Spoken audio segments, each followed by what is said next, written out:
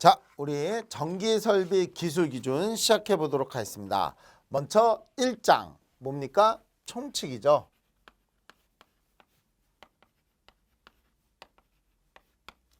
자, 바로바로 시작해 볼게요. 총칙. 도대체 총칙이라는 건 전반적인 얘기를 다 하는 거예요.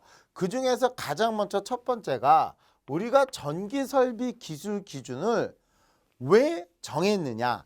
재정 목적이 나오죠. 그렇죠? 그러면 얘는 시험 문제 잘 나와요. 그러면 잘 안 나와요. 그러면 얘는 암기예요, 이해예요라고 하면 이해죠. 이거를 쓰시오라고 나올 일은 없으니까. 그러면 여러분들 법규, 전기 설비에 대한 기술에 대한 기준을 정했대. 이거를 굳이 외울 필요가 있을까요? 없죠. 상식적으로 생각해도 맞출 수 있는 거야. 간단히 얘기하면 왜 정했겠어요? 전기는 위험하잖아. 그러니까 인체 또는 뭐 동물의 그러니까 인축에 대한 위해를 방지하기 위한 기술 기준을 정한 거야. 그렇게 얘기를 하면 1번 바로 나오잖아요. 전기 설비가 인체에 위해를 주거나 물체에 손상을 주지 않도록 하기 위해서 있는 게 목적이고, 두 번째는 도대체 우리가 전기 설비 기술 기준 또 뭐가 있을까? 그러니까 간단히 이거예요. 요게 목적의 첫 번째는 인체 또는 어떤 사물에 위해를 주지 않대. 그러면 요게 가장 관련된 건 뭘까요? 가장 관련된 건 절연이지. 그리고 이격거리가 되겠죠. 법적으로 야 도대체 이런 전기가 흐를 때는 절연은 얼마 이상으로 해야 돼. 그래야지 사람이 감전 안 당할 거 아니야. 라는 개념이죠. 그리고 만약에 나전선이면 야 얼마 이상 떨어뜨려. 그래야지 사람이 감전에 안 당하지. 이런 거죠. 그러니까 이런 거는 외우려고 하는 게 아니라 이해하면 되는 거야. 그리고 두 번째는 우리가 어떤 사물이죠. 전기 공급에 대한. 그렇죠? 그러니까 전기 설비가 있어. 근데 전기 설비에 어떤 뭐 이상 전압 또는 과전류 이런 것들이 흘렀을 때 그 전기 공급이 막 설비가 다 날아가 버리면 안 될 거 아니에요. 그러니까 우리는 여기에 뭐를 정하는 거야? 정격 규격이라는 걸 만드는 거죠. 아, 이런 설비는 얼마 이상이 흐르면 안 되고 얼마의 전압이 넘으면 안 되고 이런 것들에 대한 규격을 정해서 어떤 설비의 손괴에 주장을 주지 않도록 하여라 이 얘기죠. 됐죠? 또 세 번째는 전기 설비가 그렇죠? 전기 설비가 다른 통신이라든지 이런 부분에 위해를 주면 안 되겠죠. 그러니까 여기에 관련된 것 중에 가장 대표적인 게 얘도 뭐야? 이격거리. 이런 내용이죠. 차폐. 이런 거. 그러니까 당연히 이런 거죠. 전기 설비가 타 설비에 위해를 주지 않도록 해라. 그 다음에 네 번째로 얘기할 수 있는 게 바로 이런 내용이죠. 전기의 합리적 사용을 적절하기 위해서 발전, 송전, 변전, 배전, 전기 사용을 위해서 설치하는 기계기구 전선로 보안통신 설비에 대해서 기술 기준을 규정함을 목적으로 한다. 다시 얘기해서 뭐요? 전기를 합리적 사용. 그러니까 이게 바로 뭐냐면 역률 개선이라고 보시면 돼요. 역률 개선. 됐죠? 다시 얘기해서 우리가 막 역률이 너무 나빠. 그러면 우리가 피상값만 엄청 커지고 실제 쓰는 건 작잖아. 그래서 콘덴서 같은 거를 달아서 역률을 좋게 해서 역률 100에 쓰게 하면은 그만큼 무효분이 줄어드니까 나라 전체적으로는 엄청난 이익이 생겼죠. 그러니까 이러한 재정 목적 같은 경우에는 얘를 갖다가 암기하려고 하는 것보다는 우리가 어떤 것들에 의해서 어떻게 돼서 이렇게 우리가 법을 정하는 게 좋겠구나 라고 이해하시는 게 좋겠다는 뜻이에요. 그러니까 이런 건 이해 문제니까 한 번만 제 설명 듣고 그냥 한 번만 더 읽고 더 이상 보지 마세요. 됐죠? 자, 그러면 우리가 두 번째 총칙에서 가장 중요한 게 또 뭐가 있어요? 그러면 용어정의죠. 자, 우리가 이 총칙에서 매회 빠지지 않고 나오는 파트가 바로 용어정의예요. 그러니까 용어정의 파트는 여러분들이 공부함에 있어서 꼭 매우 중요해서 꼭 알아두셔야 됩니다. 얘도 근데 암기보다는 2차 실기보다는 필기에서 주기장창 나오니까 꼭 공부하시되 외울 필요까지는 없다는 얘기예요. 자, 그러면 여기에서 한꺼번에 묶으면 우리가 소라는 개념이 들어가요. 그러면 이 소라는 개념은 뭐가 있겠어요? 발전소, 변전소, 개폐소, 급전소라는 것들이 있어. 그러면 요거는 딱 봐도 장소를 뜻하잖아. 그러면 여러분들 이거 모르는 사람은 없겠죠. 발전소, 전기를 발전해서 여기서 가장 중요한 게 뭐야? 우리가 아파트에도 발전기가 있죠. 그러면 그 발전기 있는 부분은 우리가 발전소라고 해요. 발전실이라고 해. 발전실이라고 하잖아. 발전소라고 안 하잖아. 그 이유가 가장 큰 것 중에 하나가 이겁니다.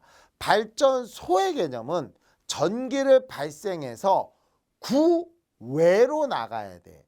그런데 우리가 전기실에 있는 발전실은 발전을 해서 그 아파트 단지 구 내에서 소비하는 거야.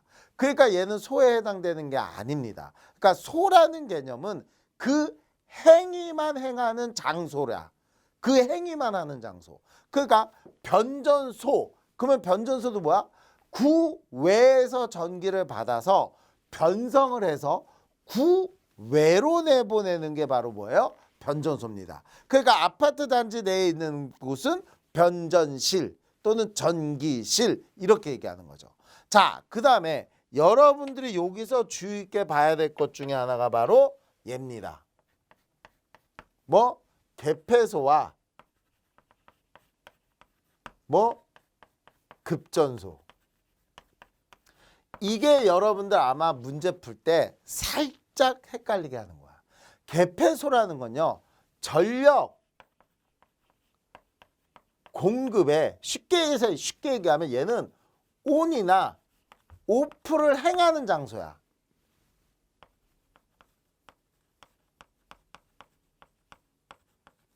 무슨 말인지 아시겠죠? 야, 전력 공급을 투입하고 차단하고를 행하는 장소가 개폐소고, 급전소라고 하는 거는 이런 전력 공급의 오프를 지시하는 장소야. 급전소는 뭐라고요? 시험 문제 이게 가장 많이 나왔었어요. 뭐라고요? 전력 공급의 오프를 지시하는 거야. 야, 너 몇 시 몇 분에 차단, 너 몇 시 몇 분에 투입. 이해가셨어요? 그게 바로 뭐라고? 급전소란 얘기야. 꼭 잊지 마시기 바랍니다. 요거 시험 문제 잘 나와요. 자, 그 다음에 우리가 송전솔로, 배전솔로 이렇게 나왔는데 두 번째로 얘기할 수 있는 게 선로죠. 그러면 선로는 송전하고 배전이 있는데, 여러분들 송전은 말 그대로 뭐예요? 발전소 상호간, 변전소 상호간. 됐어요? 또는 발전소와 변전소 간. 그러니까 이런 데고, 배전솔로는 뭐예요? 수용가까지. 다시 해서 발전소, 변전소, 송전솔로와 전기 수용설비 간 또는 수용설비 장소 상호간. 그러니까 얘는 어디가 들어가는 거야? 꼭 요 개념이 들어가는 거예요. 됐죠? 선로 중에서.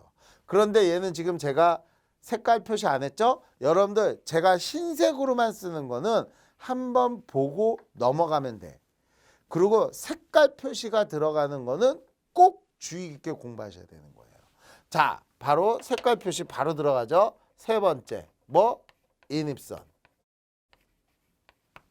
자, 인입선에는 크게 나누면 우리가 세 가지라고 얘기할 수 있는데, 일단은 가공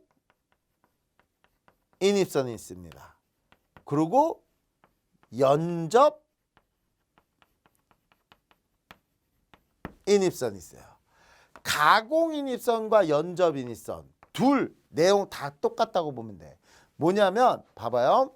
가공 인입선이라고 하는 것은 우리가 어떤 전로가 이렇게 있으면, 됐죠? 전로에서 수용과 인입구까지 이르는 요 선로가 우리는 가공인입선이야. 그러니까 가공인입선이라는 건 전로에서 분기하여 그 다음 말이 중요한 거예요. 요 말이. 다른 지지물을 걸치지 않고, 그러니까 요게 다른 지지물이 없는 거야. 다른 지지물을 걸치지 않고 어디 수용과 인입구까지 이르는 게 가공인입선이에요. 됐어요? 다시 한번. 가공인입선이란 건 뭐라고요? 전로에서 분계해서 다른 지지물을 거치지 아니하고 수용과 인입구까지 오는 게 인입선이에요. 인입선 자체는 그냥 뭐야? 집에 들어오는 선로가 그냥 인입선이야. 그거는 다른 공작물이나 지지물을 걸치고 들어올 수가 있는 거죠. 근데 그런 걸 안 걸치고 들어오면 가공인입선이라는 뜻이야. 됐죠? 그 다음에 연접인입선은 이 부분은 다 똑같아. 그러면 연접인입선의 가장 큰 차이점은 여기에서 분기해서 다른 집으로 들어가는 거야. 다시 해서 이 부분이 틀린 거야. 앞부분이 다른 거라고. 앞부분이. 전로에서 분기했다 그러면 가공이고,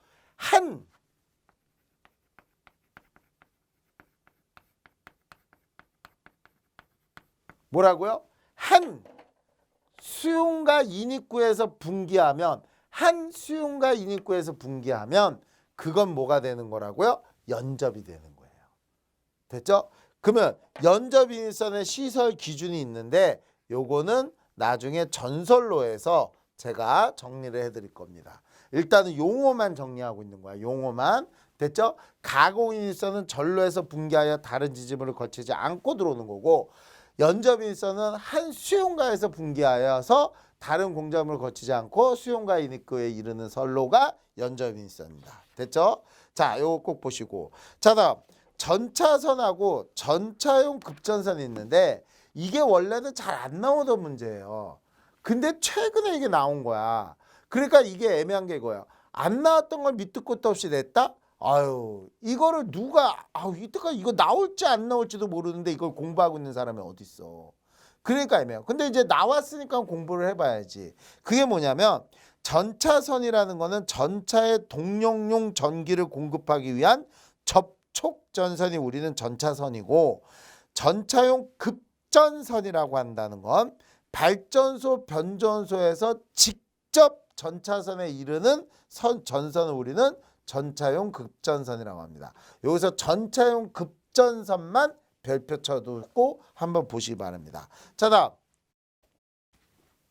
네 번째, 요것도 관현도에 참 잘 나오는 문제죠. 관현도에서 가장 잘 나왔던 문제 중에 하나가 바로 인입선과 요 지금 색깔 표시 들어가는 거, 요거 놓지 마세요. 요번에 들어가는 게 바로 관등회로예요. 요것도 시험 문제 참 많이 나왔어요. 그러면 관등회로는 등이잖아, 등. 관등회로 어디예요? 그러면 여러분 봐봐. 첫 번째가 여기 차단기가 있어. 그러면 차단기가 있으면 우리가 차단기에서 스위치를 걸치겠죠.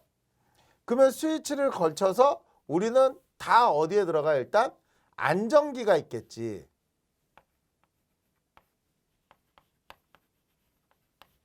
그러면 안전기에서 우리가 이렇게 해서 방전관이 있을 거 아니야. 이렇게. 그림 이해 가시죠? 그러면 시험 문제에서 관등회로는 어느 부분이냐 이렇게 얘기하면 첫 번째가 뭐요? 차단기로부터 방전관까지. 이게 첫 번째. 그 다음에 스위치로부터 어디? 방전관까지가 두 번째. 됐죠? 그 다음에 뭐 차단기로부터 안전기까지기 세 번째.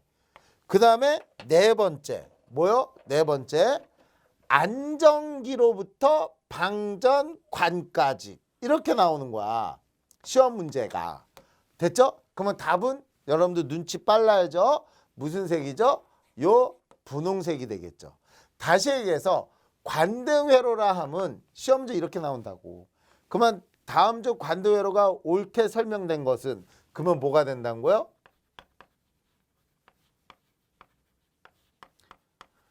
안전기 2차로부터 어디? 방전관에 이르는 회로. 됐죠? 즉 안정기 2차 측에서부터 방전관까지 이르는 요 부분이 뭐라고요? 관등회로란 얘기야. 놓치지 마시고 꼭 보시고요. 다음 지지물은 말 그대로 뭐 목주, 철주, 철근 콘크리트주, 철탑으로서 약전류 전선이라든지 케이블이라든지 전선을 지지하기 위한 게 지지물입니다. 됐죠? 요거 보시고. 자, 그 다음에 이제 시험 문제 잘 나오는 것 중에 또 하나가 예죠. 뭐 접근 상태. 자, 접근 상태라는 건 뭐냐면 어떤 전로가 이렇게 있으면 그 옆에 우리가 이렇게 건조물이 있을 거란 말이에요. 건축물, 조형물. 그러면 도대체 이 둘 사이에 이격거리가 얼만큼 가까우냐에 따라서 우리는 이 접근 상태를 뭐요? 1차 접근 상태 또는 2차 접근 상태라고 하는 겁니다. 자, 그러면 여기서 가장 중요한 건 무조건 기준이야. 뭐? 3m를 기준으로 합니다. 그러니까 3m를 넘었느냐 3m를 넘지 않았느냐에 따라서 우리는 1차 접근이냐 2차 접근이냐 이렇게 나눈다는 얘기야. 됐어요? 그러면 여러분들 여기서 주의 깊게 봐야 될 게 이거죠. 도대체 1차가 더 위험한 거야? 2차가 더 위험한 거야? 여러분들 우리 위험물도 1종 위험물이 있고 2종 위험물이 있으면 어느 게 더 위험한 거야? 1종 위험물이 더 위험한 거죠. 다 알잖아. 그러니까 우리는 1차 접근 상태가 있고 2차 접근 상태가 있으면 어느 게 더 위험한 거야? 그러면 1차 접근 상태라고. 그러면 1차 접근 상태면 3m 이내겠어요? 3m를 넘어 있는 거겠어? 이때 여러분들이 많이 생각하는 게 당연히 건물보다 3m 이내에 있는 게 더 위험하잖아요 라고 얘기하는데 그건 맞아. 맞는데 여기서의 위험도는요. 전도시라고 생각해야 돼. 전도시. 쓰러졌을 때. 그러면 여러분 봐봐요. 내가 전솔로야. 얘가 건조물이야. 근데 내가 3m 이내야. 요 나하고 칠판하고 나하고가. 그러면 내가 여기서 쓰러지면 나는 어떻게 되겠어요? 기대지. 2차 피해가 없어. 근데 내가 여기서 3m 넘어 있대. 이 상태에서 내가 쓰러지면 어떻게 됐어요? 그 충격이 더 크겠지. 그러니까 우리가 1차 접근, 2차 접근은 어떻게 분리해요? 그러면 쓰러졌을 때 위험도라고 생각해봐. 그러면 어느 게 더 위험한 거야? 3m를 넘어 있는 거야. 3m 이상이 더 위험한 거야. 그러니까 1차 접근은 3m 이상인 경우가 1차 접근이 되는 거고 뭐요? 2차 접근은 3m 미만이 2차 접근 상태가 되는 거예요. 무슨 뜻인지 아시겠죠? 그래서 여러분들 이 접근 상태 시험 문제 잘 나오니까 꼭 공부해 주시기 바랍니다. 자, 그 다음에 전력 보안 통신이라든가 인버터라든가 인버터는 여러분들 다 알죠? 그렇죠? 뭔지. 그래서 인버터는 전력용 반도체 소자를 이용을 해서 직류 전력을 교류 전력으로 변환하는 거예요. 컨버터는 뭐죠? 변환 장치. 교류를 직류로. 그리고 그 리플 프리 직류라고 있는데 이건 뭐냐면 그냥 여기다 쓸게요. 리플 프리라는 거는 우리가 만약에 단상 교류를 전파 정류하게 되면 얘가 이렇게 될 거 아니에요. 그쵸? 그러면 우리가 이때 교류 성분과 직류 성분에 대한 차를 우리가 리플 전압이라고 한다고. 그래서 이 직류와 교류의 차가 요 리플 살짝 뜨는 우리 리플 단다 하잖아. 그러니까 이렇게 탁탁탁 올라가는 그 성분이 10% 미만인 경우로 우리는 리플 프리 직류라고 얘기하는 거예요. 됐죠? 그래서 리플 성분이 10% 이하가 포함된 직류 성분을 우리는 리플 프리 직류라고 합니다. 됐죠? 그 다음에 전솔로는 발전소, 변전소, 개폐소, 이에 준하는 장소, 전기 사용 장소 상호 간의 전선을 지지하거나 됐어요? 수용하는 시설물을 우리는 전솔로라고 합니다. 자, 그 다음에 또 하나 얘기한다면 뭐요? 우리가 얘기할 수 있는 게 조상설비입니다. 그러면 조상설비가 뭐예요? 라고 얘기한다면 얘는 우리가 무효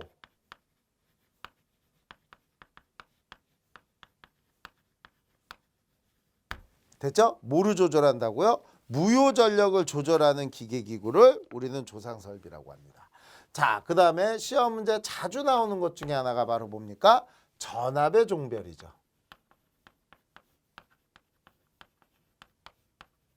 전압의 종별. 우리는 전압을 분류를 시켜요. 어떻게? 저압이다, 고압이다, 특고다. 이렇게 분류를 시켜. 그런데 시험 문제 특고는 잘 안 나. 왜? 전부 그냥 7000V를 넘으면 우리는 다 뭐라고 얘기해요? 특고라고 얘기하는 거예요. 그러니까 얘는 시험 문제 나와도 별로 이렇게 내기가 애매해. 그런데 저압하고 고압은 잘 낼 수밖에 없는 이유가 얘가 뭐 교류냐 직류냐에 따라서, 고압도 마찬가지야. 교류냐 직류냐에 따라서 얘가 분리가 돼요. 그래서 저압은 교류인 경우에는 몇 볼트야? 600V. 직류면 750V. 이해가셨죠? 그러니까 교류는 600V 이하, 직류는 얼마? 750V 이하. 그러니까 여기서 벌써 저압의 직류는, 그러면 벌써 시험 문제 2개로 낼 수 있잖아. 그래서 여러분들이 요게 저압이냐 고압이냐가 잘 나와. 얘는 전부 다 무조건 이 끝은 뭐예요? 7000V지. 왜? 7000V를 넘으면 특고니까. 그러니까 얘는 뭐예요? 600에서부터 얘는 750부터. 그러니까 요게 당연히 시험 문제에서 잘 나올 수밖에 없겠죠. 이해가셨죠? 그러니까 요것만 잘해도 되는 거죠. 저압의 교류는 얼마? 600. 저압의 직류는 얼마? 750. 무슨 말인지 알겠습니까? 그래서 요거 꼭 외우시기 바랍니다. 이게 시험 문제 매우 잘 나와요. 이해가셨죠? 자, 다음 뒤에 넘기면 10페이지 보시면, 10페이지 봐보면 전선의 종류가 나옵니다. 다시 얘기해서 우리가 용어 정의 다음에 세 번째로 우리가 얘기할 수 있는 게 전선이 들어가요. 그러면 이때 첫 번째로 얘기할 수 있는 게 바로 뭐냐면 전선의 종류 및 약호가 들어가는데, 요거는 좀 외워주시면 좋겠습니다. 얘는 암기예요. 얘는. 왜? 필기는 사실 그렇게 잘 안 나와. 필기는 사실 그렇게 잘 안 나오는데 실기에서 이건 어차피 외워야 돼. 그래서 HIV는 뭐요? 내연용 비닐 절연 전선, IV는 600V 비닐 절연 전선, DV는 인입용, OW는 5개용. 이게 여러분들 나중에 옥내에서 나와. DV는 뭐냐? OW는 뭐냐? 인입용이다. 뭐 5개용이다. 그냥 비닐 절연 전선이다. 내연용이다. 고무 절연이다. 됐습니까? 이런 거 꼭 외워주셔야 돼요. 그 다음에 다시명 전선이라고 있는데,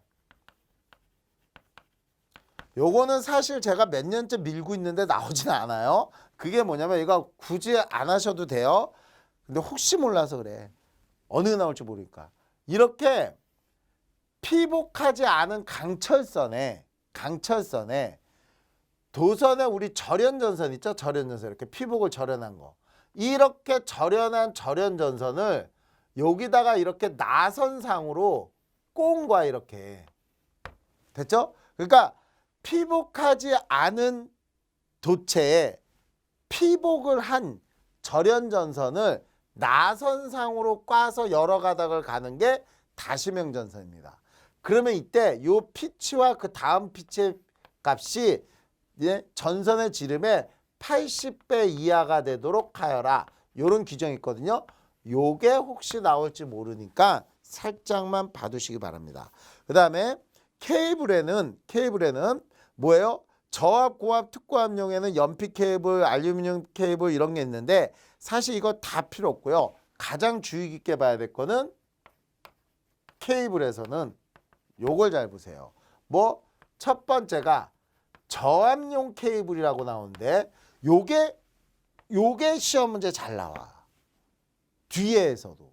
그래서 저압용에 쓰이는 케이블을 우리가 MI 케이블이라고 얘기를 해서 미네랄 인슐레이션 케이블이라고 해요. 그래서 이 저압용 케이블 요거 꼭 공부하세요. 왜냐면 다음 고압 옥내 배선 공사에 잘못 사용된 것은 이래요. 그러면 이때 분명히 내가 고압 옥내라고 그랬잖아. 근데 가나다라에 MI 케이블이라고 있어. 그러면 MI 케이블은 저압용이니까 사용할 수 없다. 이렇게 답이 되는 거야. 됐죠? 그 다음에 두 번째로는 고압에 주로 쓰이는 게 뭐예요? 그러면 CD 케이블이에요. 요것도 잘 보세요. 콤바인 덕트 케이블인데 이 콤바인 덕트 케이블이 고압용 케이블인데요. 이거의 또 다른 용도가 뭐냐면 지중에다 매설을 할 때 트라프를 설치하지 않고 직접 매설할 수 있는 케이블이 CD 케이블이야. 요거 좀 이따가 아마 나올 겁니다. 그때 보시고 특고압용에는 파이프형 압력 케이블 뭐 그 밖에 이런 것들이 있고 자 마지막으로 전선의 세 번째로 얘기할 수 있는 게 전선의 접속법이 있습니다. 근데 이거는 암기를 할 필요가 없어. 상식적으로 맞힐 수 있어요. 잘 봐봐요. 전선을 조인을 한대. 전선을 조인을 한대. 그러면 조인하는 부분은 절연돼 있어 안 돼 있어? 안 돼 있지. 안 돼 있지. 그러니까 이렇게 접속점에 가장 첫 번째로 얘기할 수 있는 게 바로 뭐야? 원래 절연 레벨 이상으로 뭐 충분한 절연을 해줘야죠. 됐죠? 원래 절연값 이상으로 충분한 절연 해줄 거. 다음 두 번째 접속점은 기본적으로 여러분들 전선을 그냥 조인하는 게 좋을까요? 아니면 접속 기구를 쓰는 게 좋을까요? 접속 기구를 쓰는 게 좋겠지. 또 세 번째로는 이 접속점이 살짝 툭 건드렸을 때 그러니까 시험 문제 가장 잘 나오는 게 요 세 번째 요거란 얘기야. 접속점을 조인을 했는데 툭 건드렸을 때만 툭 풀리면 돼 안 돼? 안 되지. 그러니까 원래 전선을 100이라는 힘을 줬을 때 끊어진다면 원래 100이라는 힘을 줬을 때 끊어진다면 됐어요? 얘는 조인을 했을 때는 얼마 이상을 유지해야 되느냐 이 얘기야. 그래서 얘는 원래 강도의 80% 이상을 뭐요? 유지해야 되는 거야. 그런데 시험 문제에서는요. 얘가 뭐라 하냐면 80% 뭐요? 이상 감소시키면 안 된다는 거야. 그러니까 얼마를 유지시켜야 돼? 그러면 80% 이상을 유지시켜야 되는 거고 얼마 이상을 감소시키면 안 돼? 그러면 20% 이상을 감소시키면 안 된다는 얘기예요. 이해가셨죠? 그래서 시험 문제에서 이 부분이 은근히고 이건 다 상식적인 내용이잖아. 그 다음에 또 하나가 바로 뭐냐면 알루미늄하고 구리를 접속하면요. 전기 부식이 일어나. 그러니까 이때는 전기적 부식이 생기지 아니하도록 하여야 한다. 됐죠? 그 3번에 있는 내용 보시고요. 그 다음에 나머지는 뭐 기구를 사용하고 4번에 봐보면 뭐 10스퀘어 이상이 캡터 케이블 상호간을 접속하는 경우에는 이러지 아니한다. 요거 한 번만 살짝 봐두시면 되겠습니다. 자 이렇게 해서 우리가 가장 기본적으로 용어에 대해서 우리가 총칙해서 뭐 목적이라든지 용어라든지 전선까지에 대해서 우리 이론 강의를 해봤습니다. 여기까지 일단 한 파트라고 보시면 돼요. 그러면 여러분들 시험 보러 가셨을 때 요 한 장에서 제가 얘기할게요. 칠판 하나에 한 문제씩 나온다고 보시면 돼요. 최소.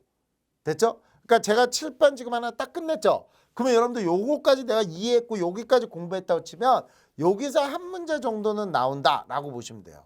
이해 가셨죠? 자, 여기까지 1장은 마무리 1장 했습니다. 수고하셨습니다.